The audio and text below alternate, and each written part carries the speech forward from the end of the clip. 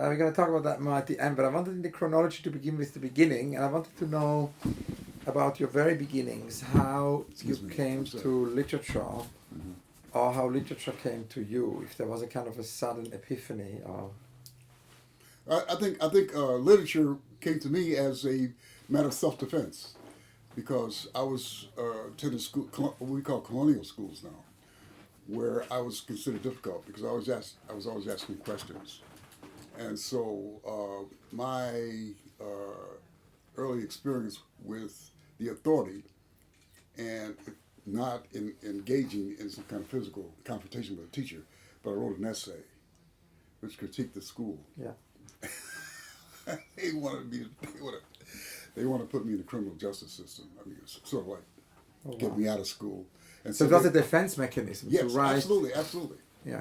Against, I had a paranoid teacher who thought that I was against her or something, or and I wrote an essay about the school and other teachers, and the principal called me to the office, and it's one of these fake Anglos.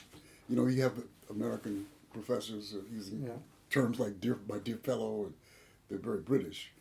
This guy was asked me the allusions in my essay. Could I identify that? Do you know what you're doing? Are you a malaprop or whatever? And so that was my experience. I said, wow, this is interesting. You get really a lot of it. You can really protect yourself with writing. So I mean, that was my. Then I worked for a newspaper when I was about 16. And against his better judgment, the editor allowed me to write essays which were really silly. And it turned out he was a hero. And I wasn't able to identify his being a hero until I left, until I went to New York and I found out he was the man that the mob was after in 1921 in the Tulsa race riots. 1921, it was one of the worst, I think it might have been the worst race riot in American history. 300 black people were killed. And he believed in self-defense. So he and these veterans from World War I, they'd been engaged in combat, so they weren't going to take this Jim Crow stuff. And so he and his friends would go down and interrupt lynchings. And so there was a black kid who was involved with some girl, and the newspapers, the media is always like, even today, is like an annex to the lynch mob. I mean, it's still raising lynch mobs. Right now I understand it's Michael Jackson or whatever. They're always, using one single individual to indict, collective punishment, collective indictment. And so they were going to lynch this kid. Turns out he and the girl were lovers. And they had lunch 2 years later together. And so the Tulsa, Oklahoma newspaper said it was going to be a lynching tonight. I mean, it didn't occur to anybody. It's going to be a lynch. We're going to lynch this. And so the newspaper was... They're always the perpetrators. Yeah. The media have always been... So the mass media is the perpetrator. Yes. They've always raised lynch mobs against minorities. Right now it's Muslims, and traditionally in the 19th century it was Native Americans. Native Americans were like the threat that the hordes at the border are posing right now. So the scapegoats throughout history, and so he went down with these group of veterans from World War I to help the sheriff ward off the mob. And he got into an encounter with some white guy who was offended by the fact that he had a weapon, and that set off the riot. And they had to call the National Guard. And this was a prosperous area of Tulsa. It was called the Black Wall Street, and it was attacked by air. And it's still a matter in the courts where they're trying to get reparations for the survivors of this mob. But anyway, this guy he fled Tulsa. They had incite to riot or some kind of charge. Yeah. And he lived in Buffalo, New York, where I grew up. And so he hired me as a kid, to take the papers around, helping with distribution. And we were not aware of his background at the time. And so, we were talking about armed self-defense. He didn't say anything, At that time, we had the Monroe boycotts and all this talk of armed self-defense. and he was very silent, and we didn't know about his background. And so he let me write for a column. So I started off writing a column there when I was 16, and then when I dropped out of the University of Buffalo, I went back, and he was dead, but then there was a man, 29 years old, named Joe Walker, and he and I put the paper out. Yeah. And, he had a lot of clout because people wanted the black vote, so we had the mayor come down our crummy office and stuff like that. So that's where I met Malcolm X. Malcolm X was a really tremendous influence on us at the time. And yeah, that's interesting because you said in an interview in the Paris Review that's the difference from the 60s generation, your generation, to the previous generation, because the previous generation was much more still, in a way, looking at the canon of literature, and looking at Hemingway or looking at Dickens. That's right. Whilst you, with the Malcolm X meeting, there was a kind of and those influences, there was something which was much more militant, no longer in the prolongation. He revived Black history. Yeah. He revived Black history. Yeah. Because he had learned more in a prison situation.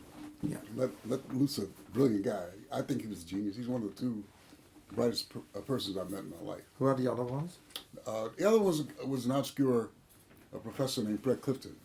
Brett Clifton. His name was Fred, F-R-E-D, Fred Clifton, C-L-I-F-T-O-N. And his spouse became the great poet, Lucille Clifton. She's very famous, won a National Book Awards, won a number of awards before she died. And she was a sort of like in the old days we call a housewife in Buffalo, writing these poems every weekend, inspired by Emily Dickinson. I took her poems to Langston Hughes, and he published her, and then she became. But anyway, Fred Clifton he was so brilliant that every department wanted him. All the disciplines wanted him to, teach him, and so he died at 50.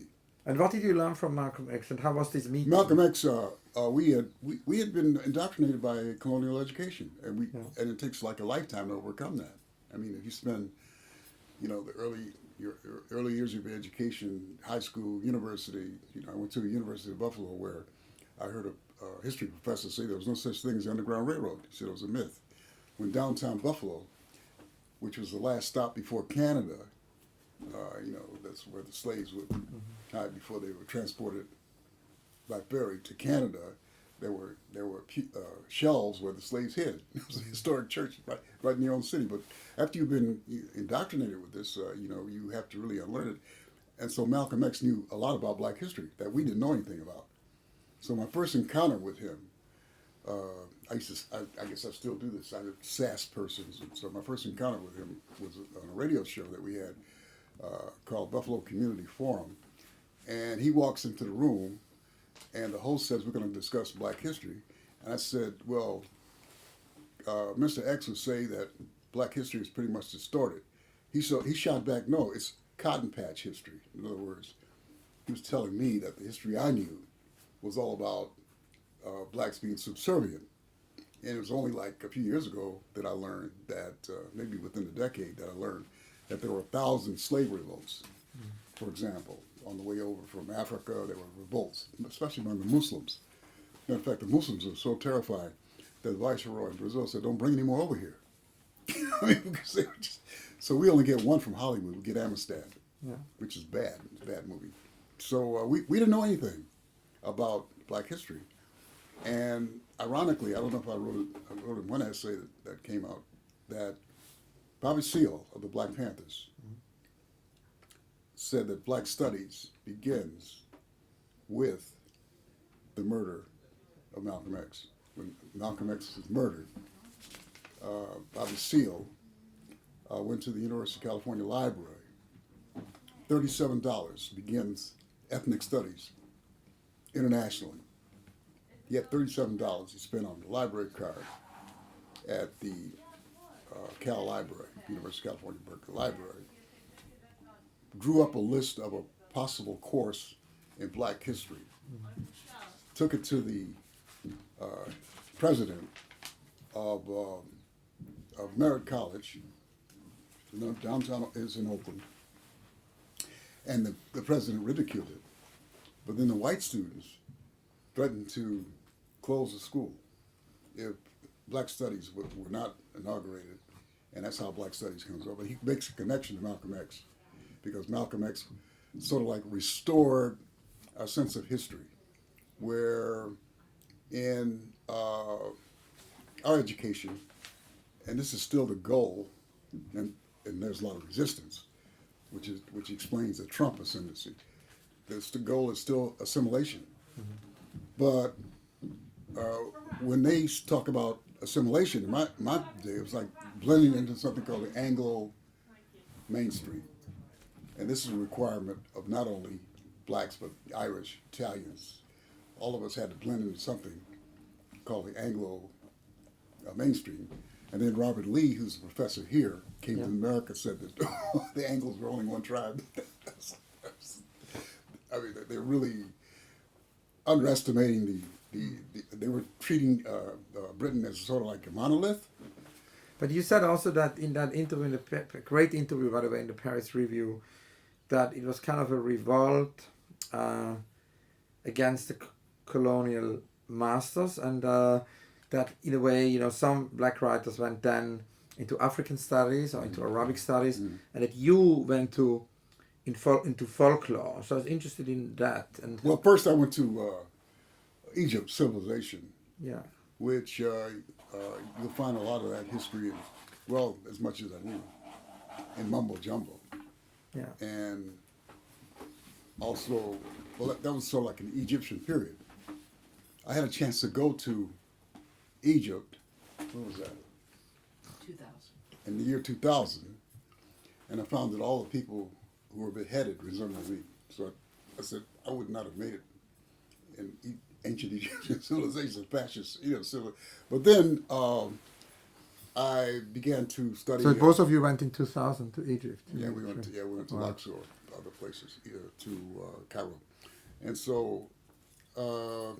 But in that period, we were looking for something that was not colonial, and our model was Ireland. Yeah. Because we'd grown up with thinking that that Western civilization meant Greece and Rome, and then all of a sudden you go into a text in poetry where they mention myths that you're not acquainted with, and then it came, it occurred to me that this was a revolt against the occupation, that they had returned to indigenous myths and folklore, and that was my guide to something I call neo-Hoodooism, which I regret every day that I even came up with a term like that. But can you give me the definition for that? Because I'm always interested in the definition of isms, and how did that notion, how was that notion born? Well, that was Langston Hughes and other folklorists like Zoltan Hurston had collected these stories, which were like magic realism, which were, before there was a term for it, where supernatural events would intervene into everyday life, and a fantastical type of tale. And so what I wanted to do was to bring that up to date. That's it, neo-Buddhism. Yeah. But then I went to really go. I studied Yoruba, and I went to Nigeria, and then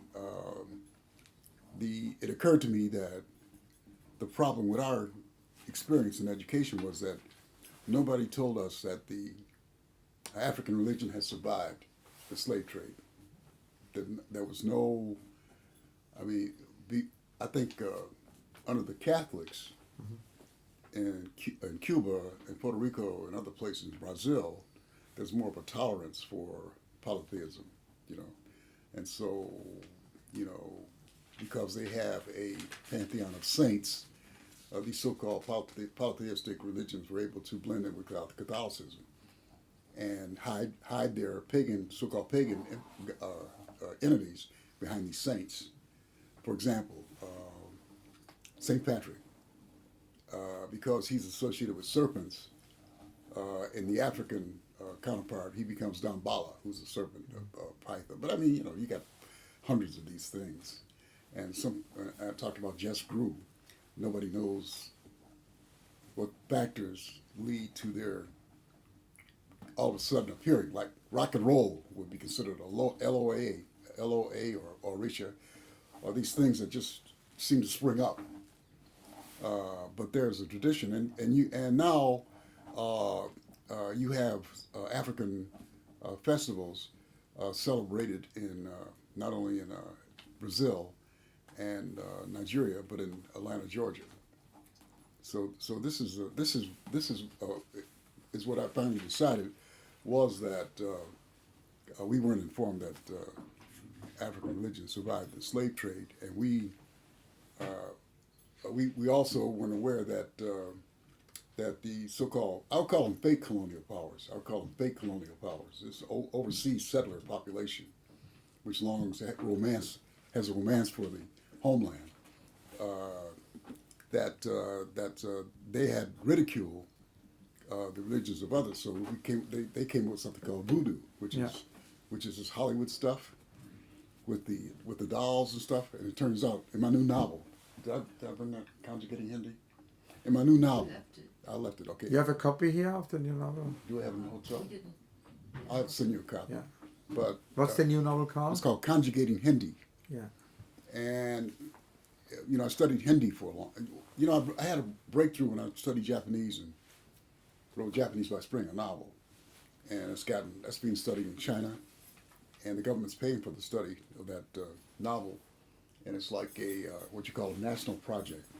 And I went to Japan first, but I decided I had to go more global because of the restrictions placed upon black writers in the United States. So that's how. But, and I wanted to go back to one more point.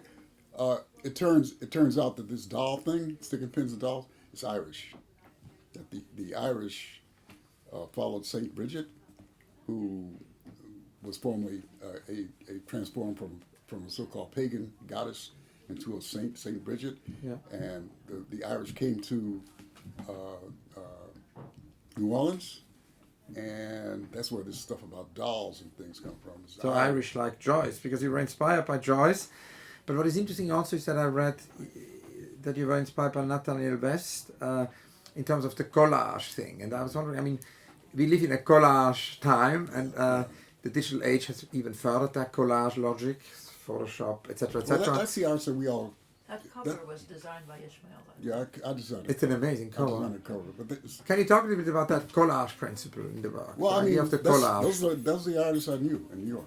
I was influenced by artists who were collagists. Yeah, visual artists. Yeah, they were like Art Bavacqua and Walter Board and Joe Overstreet. Joe Overstreet is the one who led me into the idea that the stuff I was toying around with and had a tourist knowledge of was more sophisticated than I thought.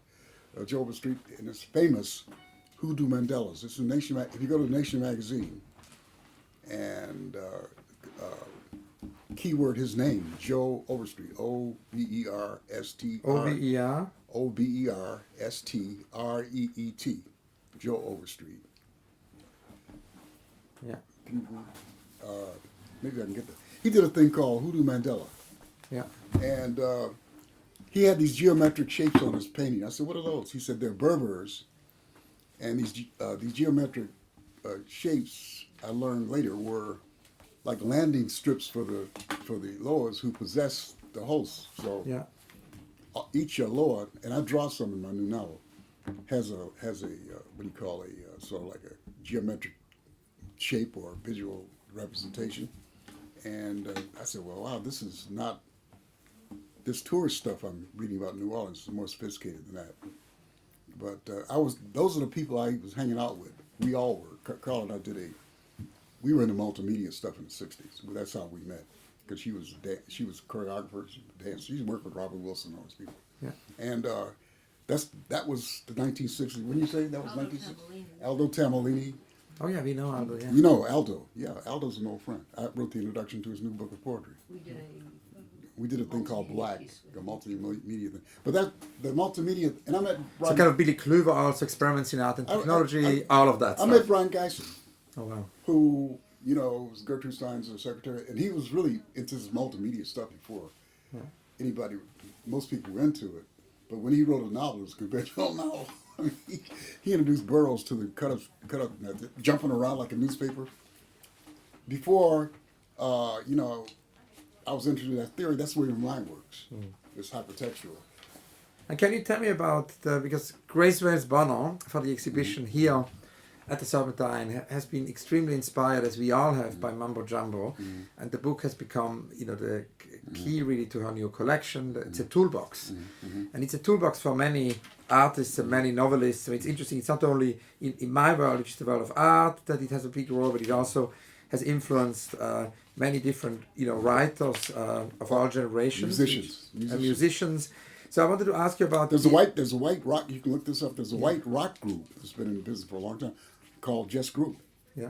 And they're like punk rock or whatever. But also Colson Whitehead and also Paul Betty, they all quote that book. So I was wondering if you can tell us a little bit. I mean, always when one talks to great artists or writers about their work, scientists, it's interesting to talk about the epiphany of an invention. Do you remember the sort of genesis of Mambo Jumbo? How was it born, and how did this idea of jazz grow? I had a something called a Putnam Medieval Reader, which got me going. A Putnam Medieval Reader, and in it I read about dance epidemics. And college was dancing, that was an influence. And then I try to link up this jazz age with the jazz epidemics of the medieval times. Yeah. And then we just began free association. I mean, I was very lucky that these what do you call coincidences piled up. I'll give an example. Like a chain reaction. Yeah. I start off with New Orleans, and then, things began to just gather momentum. Yeah. And I started, associating different ideas, patching them together like a collage. So Warren Harding, there was a rumor that he's black. And of course, matter of fact, I've written an essay that Warren Harding ought to be on Mount Rushmore because he's a lover. They found his love letters to his mistress. Yeah. I said there are too many warriors up on Mount. But anyway, he's an interesting character. The Knights Templar, as you know, were protectors of the Solomon's Temple and ran into trouble in Europe as a heretical sect, and they were wiped out. And then I found that Warren Harding's speech before he was possibly murdered was to the Knights Templar. That's sort of like coincidences that popped up throughout the book. And then I had the Watergate conspirators, who later, a lot of them went to jail, because as a matter of fact, Times calls this a graphics novel, pioneer graphics novel, mumbo jumbo. So the Watergate conspirators are watching the May Day dance. These yippies had a May Day dance around the maypole, and these conspirators are watching.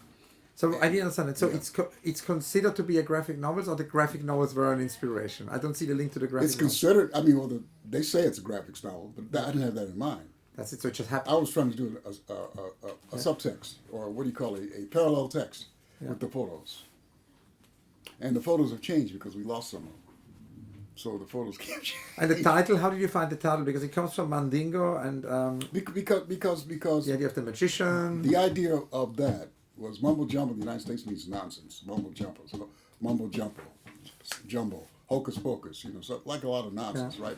So the former generation, Baldwin, Ellison, all of them, were appealing to liberal readers.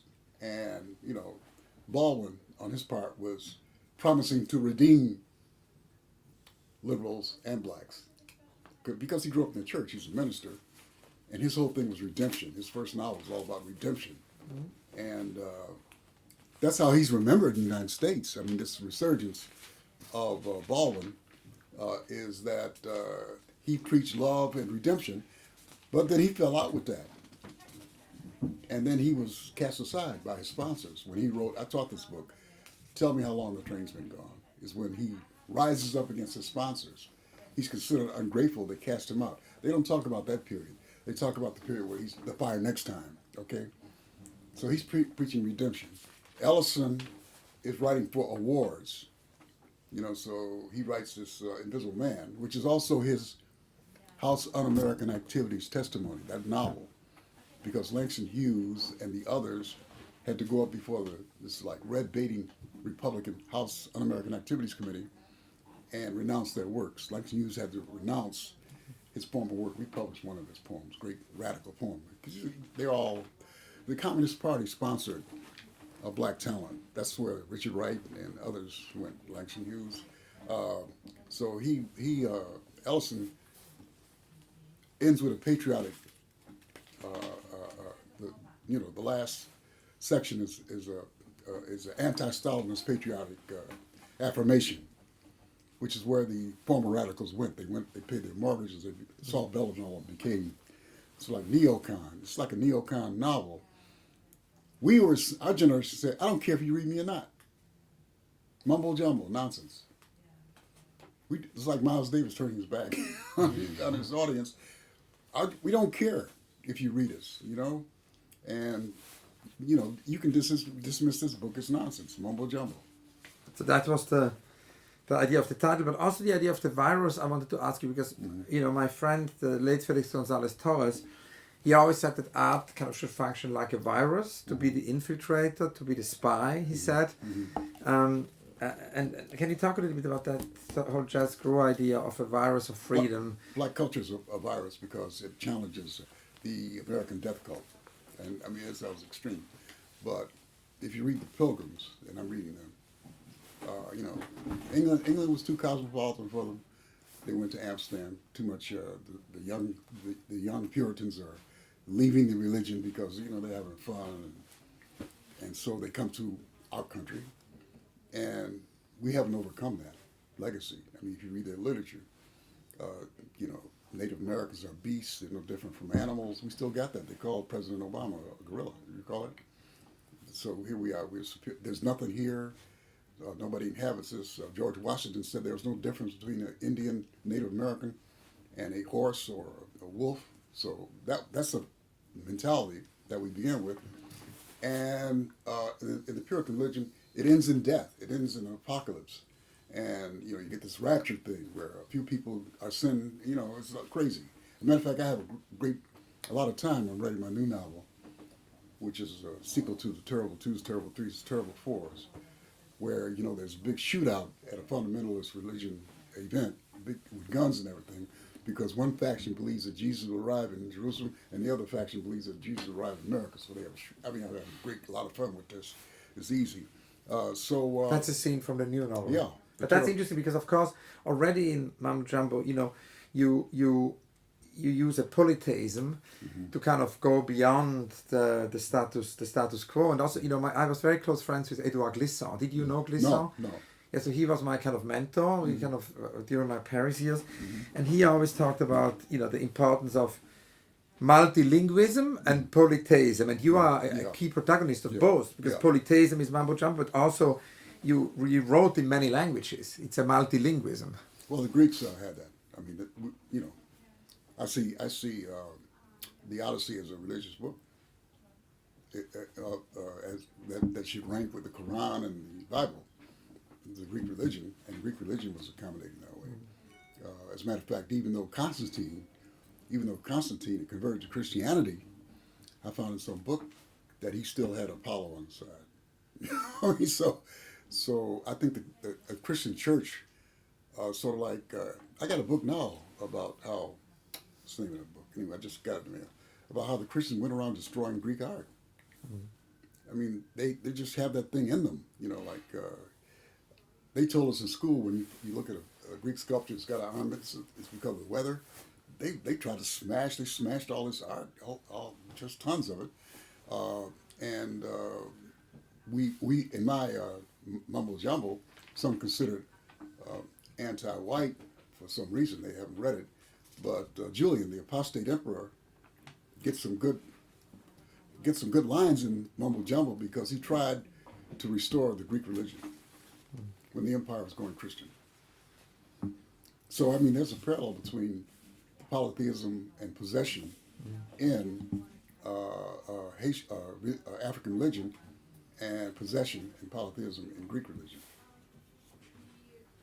Also, what is interesting is, in terms of Grace's, interest in your work is not only the multiple languages and the multiple religions, but it's also the multiple identities or multiple roles, within the practice. Because now practices are very fluid. You know, someone like Grace is an artist, he's a fashion designer, he's a writer. Oh, yeah. So, and you've been so many things. You are so many things. You're of course a writer, a poet, a novelist, an anthologist, a publisher. The two of you are also publishers.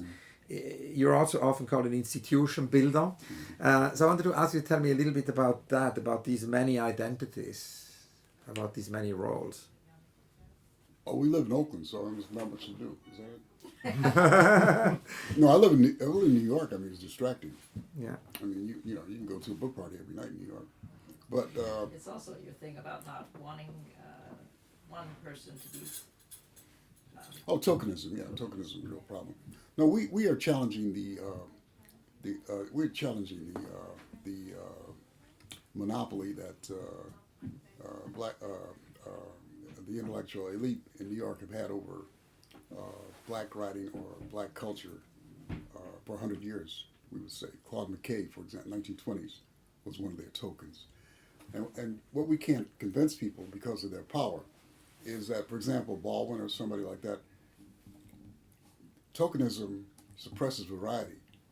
So when they take one person and they anoint them or they discover them, I just had a thing about William Melvin Kelly, that they rejected my introduction to William Melvin Kelly's different drummer because I was challenging this New Yorker essay where this woman said that she went antique shopping or something. You know, she had her husband and she found this book and it had William Melvin Kelly's name in it because he dedicated the lecture years, and she never heard of William Melvin Kelly, and she discovered William Melvin Kelly. You know what I mean? I was challenging it. I think that I don't know. I think it's all a commercial thing that they reject my essay because this essay is going to sell a lot of books of his. But I was saying that we didn't lose track of William Melvin Kelly. Yeah. William Melvin Kelly was participating in affairs that were held by the Black Renaissance Noir. Black Renaissance Noir, edited by Quincy Troop, is the best literary magazine, an arts magazine in the country. But it's neglected. It gets no publicity because they're used to black people with a basketball in their hands. I mean, you look at the newspapers every day in the United States, and all black people have black. And that's basketball. A magazine. It's a magazine. Can you tell me about that? It comes out of New York University. Yeah. And it's published quarterly, and it includes not only black writers but also Euro-Americans and others. Visual art. And you've of course also this idea that you took publishing into your own hands. I mean, you didn't. That's right. Wait for. Can you talk a little bit about that, because that's also part, I suppose, of the fighting is writing. Yeah, it's not only it's to publish. We had a magazine called Yardbird where we published a lot of people who are Pulitzer Prize winners and others. Yeah. And we had moving to the West Coast, we found a very different situation there ethnically than in the East Coast. In the East Coast, it was at that time black and white. Yeah. Like I grew in Buffalo, and it was black and white, and we just saw Italians and Irish and others as white people. Then I went to New York and found their distinctions between these different groups. But now Buffalo has a large Puerto Rican American population. Then we went west, we found Hispanics, Asian Americans, Native Americans, and others, and began a collaboration with them. And that's why we call it multiculturalism. We get credit for beginning the multicultural movement in the United States by Jeff Chang, C-H-A-N-G, in his How We Be. What's his name? Jeff Chang. J-E-F-F, Chang. Yeah. And he gives us credit. Yardbird magazine, which published Native American and black, women, a lot of people who are now very famous. The reaction to that was a sarcastic piece in the Nation magazine titled Ishmael Reed's Literary Army. It's very sarcastic about, written by a person who, but anyway, I was able to say maybe, 20, 30 years later, the Army is the Academy. I mean, the people that we supported in those days have become like the establishment. And Glissant said that's why it's important to create one's own institution. Absolutely. He created a school in Martinique. Mm-hmm. He wanted to do the Institute of All World. That's an unrealized project for political reasons, also Martinique. And you're also an institution builder. Can you tell me about the institutions you built? We built Before Columbus Foundation, yeah, which has it's like a who's who of the multicultural writers. Juan Felipe Herrera, who is former United States Poet Laureate. Marlon James, I think he got a Booker Prize here. Marlon James, the Jamaican writer. Sean Wong, who's a pioneer in Asian American literature. Victor Hernandez Cruz, Hispanic, who is like a chancellor at the American Academy. We have all these people. Joy Harjo, the great Native American writer, poet, and so we are the ones who. And so they call us a third world operation. Well, we have Italian Americans and Jewish writers. We have an Irish American detective novelist, T.E. English, who was a finalist for the Edgar Award, and who has something on Netflix right now called The Irish Mob. So we still maintain a diverse outlook on literature. And that's because of a guy named Bob Callahan, who died. Bob Callahan challenged us in the early days of before Columbus, which we began with $5,000. We believe in low budget stuff, like we challenged this Hamilton thing for $1,000. Like a DIY logic. Oh, absolutely. And Bob Callahan objected to the fact that he said we were excluding whites, ethnics. And he wrote a letter to us, and so we let the Irish in, Irish Americans, and he talked to us about the plantations and first plantations in Ireland, and how the Irish were treated in the United States. Came over on coffin ships and with indentured servants. I think without Bob Callahan, I wouldn't have an indentured servant in my play, because he opened that up. They don't want to show poor white people. Get the natives get ideas about superiority. They don't want to show poor white people in the United States in the movies. Everybody's Tom Cruise, or they live on the beach and they live on Santa Monica. So he educated us, and so we opened it up to Italian Americans. She and I get invited to these Italian American consulate things over in San Francisco, and it just broaden our experience with how America is really made up of mosaic. And so Bob Callahan was the one who opened that all up. Oh yeah, he started something called the Irish American Renaissance on the West Coast. And so when you talk about Joyce, I go to these meetings. These Irish American guys say that Joyce was assimilationist, and he should have written Ulysses in Gaelic. He's a sellout because he wrote in English. Amazing. So, some people can go too far. But it all leads to multilingualism. But one thing I wanted to ask you also, so yesterday we had this amazing experience, with Grace Wells Bonner. It's the exhibition Grace curated here at the Serpentine Sackler Gallery. Are we on? Yeah. Can I see how does the image look? Just want to see. How it looks? Yeah, do we have a screen? Yeah, it's very small. Do you want me to sit in your position? Yeah. Oh, yeah, it's good. One has the whole table. Yeah, Very happy? good, yeah. Can you also make a few photos? After filming, yeah? No, just, with my camera, yeah.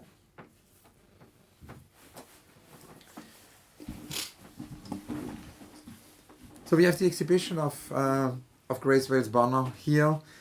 Exhibition at the Serpentine Galleries. It's an exhibition which is organized by Claude Agile and Joseph Constable. And we've invited Grace. We've known Grace for 4 or 5 years now and admire her practice basically as a fashion designer and artist, and her sort of thinking, and felt it would be important to sort of visualize that thinking in the medium of an exhibition. And Grace has come up with this amazing show where she breaks down hierarchies, because in a way the visual artworks from David Hammons to Ulrich Obrist Johnson to Rashid Johnson, or the writers from you to Ben Okri, or the musicians, composers basically involving Laraaji, or also Chino Amobi, are all presented very equally. So for example, the text is as visible as the visual artwork, and of course that also became apparent yesterday in the fashion show, because the show basically culminated in this event, where Grace presented her new collection within her own exhibition,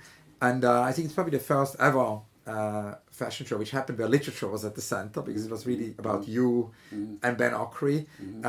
But you were not only reading an amazing text, you were also playing the piano. Can you tell us a little bit I got a great review playing the piano. Yeah. Can you tell us about what happened yesterday and how you guys are getting raised every few minutes, all over the place. It's amazing. This press is coming in. It's just raves everywhere.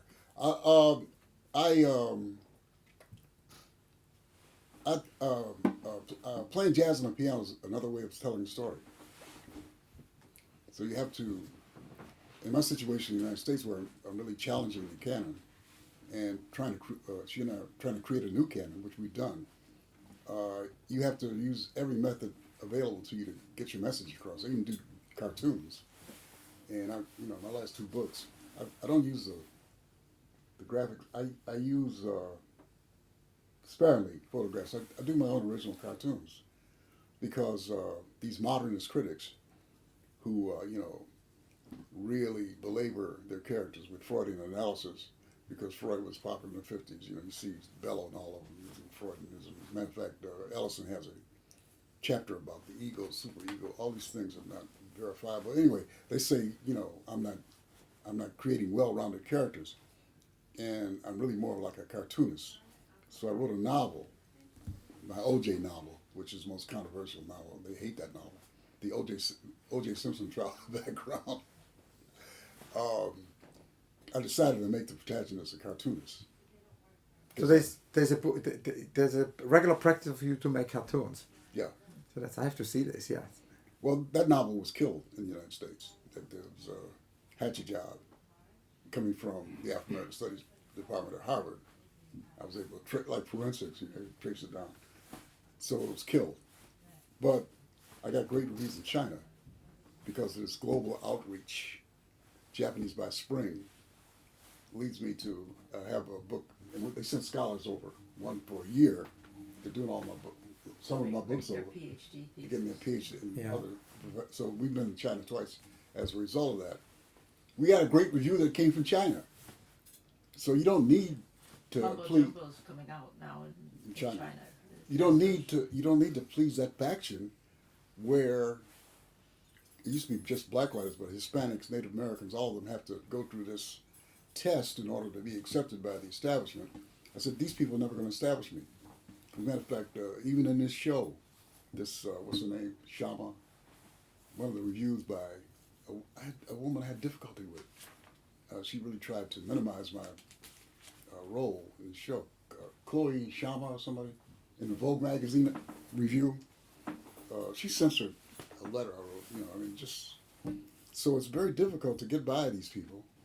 And so I encourage the younger writers to learn different languages and to try to, have a safe harbor, to be, like we're in Barcelona, my books are being translated there, to not depend upon this elite that has strangled black literature and art. Black literature and art. They have this Hispanic, this extends, Native American, But that already answers my next question. That's funny because I was just about to ask you, Rainer Maria Rilke wrote this wonderful little book, which is an advice to a young poet. Mm-hmm. And I wanted to ask you, what's your advice in 2019? What would be your advice to a young writer, novelist, poet, artist? Well, I think you have to be prolific. There was a shutdown on black male writers in the United States. And I don't know if you saw this New York Times piece. Was it December? Yes. Yeah, they flew me to Sunday in December. They flew me to New York and they put me on the cover of T magazine. Yeah. I said, why do you think I represent some kind of resurgence? Your feminist editor has neglected to review my last 5 books, including a biography of Muhammad Ali and 2 novels. They said, well, we have different opinions from department to department in the New York Times. So I said, this is a situation that we all have to grapple with. So now we have some black writers who have apparently gotten commercial attention, and New York Review of Books say they're being influenced by my work. Colson Whitehead, Paul Beatty, and Victor Laval are the avant-garde in black writing who are challenging this old-timey aesthetic that they try to trap us in, 1950s modernism. I was saying, why are these guys getting over and these other black, poets and others not? They're prolific and they're talented. They're prolific. That's the reason. So your advice is to be prolific? That's right. Keep coming out with stuff. And, study other languages and other cultures. Travel. I was looking at, for some research on the paper, I was looking at this book that we studied at the University of Buffalo when I was going to school, and romantic poets. And so there are no women in here, no blacks. Then you have mostly these wealthy, I guess people of means like Lord Byron. And I said, how do these guys edge out of these other people? He had money to travel, so he could go to Italy. He could see all these Italian paintings, and he mentions them, Botticelli, and he just, because you have your grand tour, right? Poor people couldn't do that. But now, all this stuff is available. And the internet, 1967, when I had my first novel published, Kirkus service, the reviewing service said I should be flushed down the toilet. The book should be flushed down the toilet, and the author with it, right? I said, technology will be our boom. That was the 67 book, the freelance pallbearers. Yeah, Kirkus service is the kind of reviews I got. And it's interesting because that brings I was the bacteria of the pop world entering the literary world, something, some other reviews. But it brings us to the present in terms of technology and and also music, and we go from the Harlem Renaissance to the Black Art movement to, of course, now not only Black Lives Matter but also hip hop.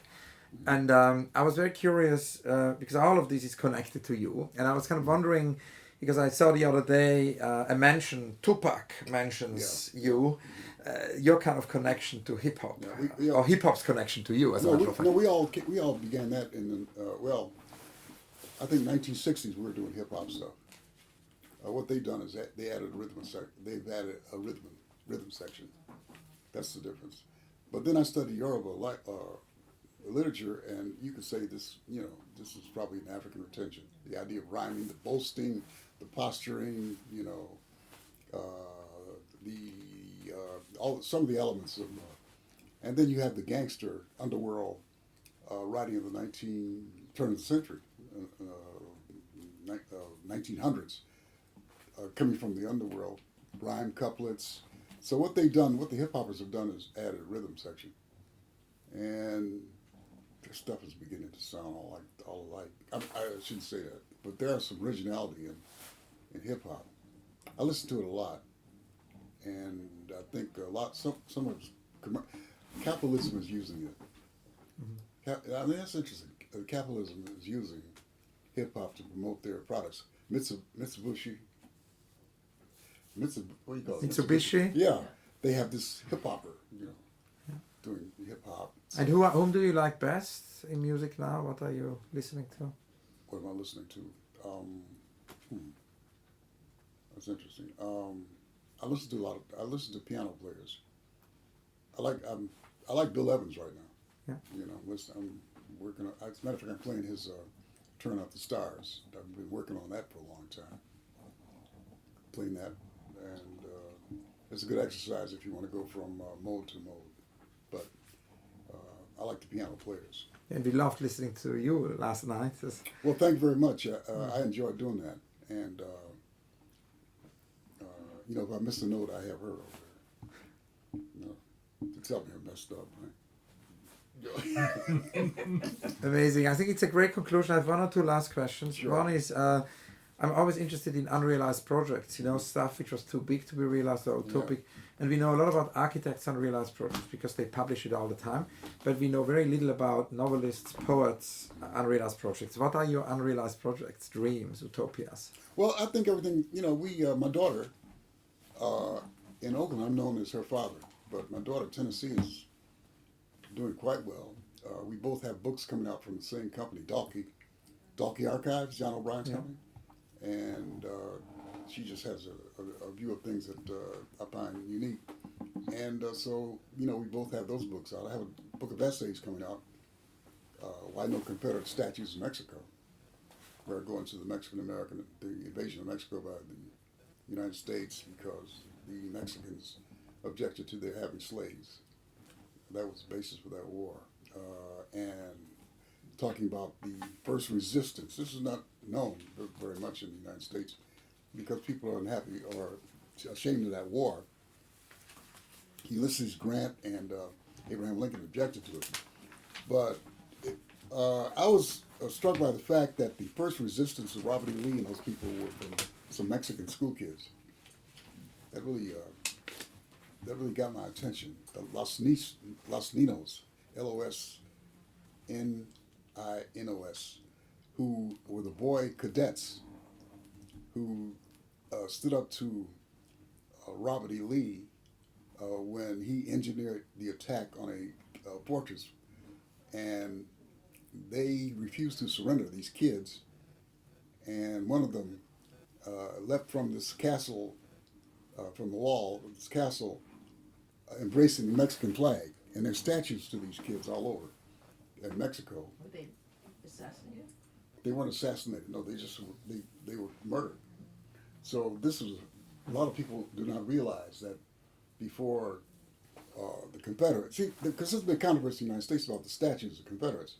That's why I call it no Confederate statues in Mexico, because Robert E. Lee, Stonewall Jackson, all of these Jefferson Davis, they were all down there. I say they went to massacre school down there, and Stonewall Jackson murdered, men, women, and children. Left them by the road. They were eaten by coyotes and things. And his sister said, "Don't you have any regrets for that?" No, he didn't have any regrets. Cold-blooded killers. So they killed Native Americans. They killed Mexicans before they caused the deaths of 600,000 Americans. They caused more deaths of Americans than the Japanese in World War II. So that's something that's unknown. So it all gets back to history and how it's being taught. Yeah, that wasn't written for a long time, that history. No, So, no. It's neglected. So we have those books coming out, and but it's interesting because also there is itself a relationship between, and that's maybe my last question, between fiction and reality, because at the moment a lot of discussions are going on this relationship between fiction and reality, and also the idea of basically mixing fiction and reality. And you mentioned once that William Wells Brown has been a pioneer in doing so. Can you maybe explain a little bit about that and how you deal with fiction and reality? That's my last question. Yeah. Well, there's a guy who works for Henry Louis Gates, who's like Henry Louis Gates Jr., who they pointed as the czar of us, like he's like the overlord of black culture, and his collaborator was the one that trashed my book, because I've been at it with Gates for a long time, because Gates tried to single out black male writers as misogynists. That's like being called a communist in the old days. I call it, remember the blacklist? I had something in Record Sideballing which they hated, called the sex list. These guys, what I hate that book. Michiko Kakatani, New York Times. Oh gosh, he hated, anti-feminist. He called me anti-feminist, Henry Louis Gates, because I said there must be some money in feminist studies because now he's in it. Turns out, in WikiLeaks, that he tried to get Harvey Weinstein a Du Bois Medal. Wow. So I got that in my new book. So that's how it works in our country. But it was an amazing interview. Thank you very, very much.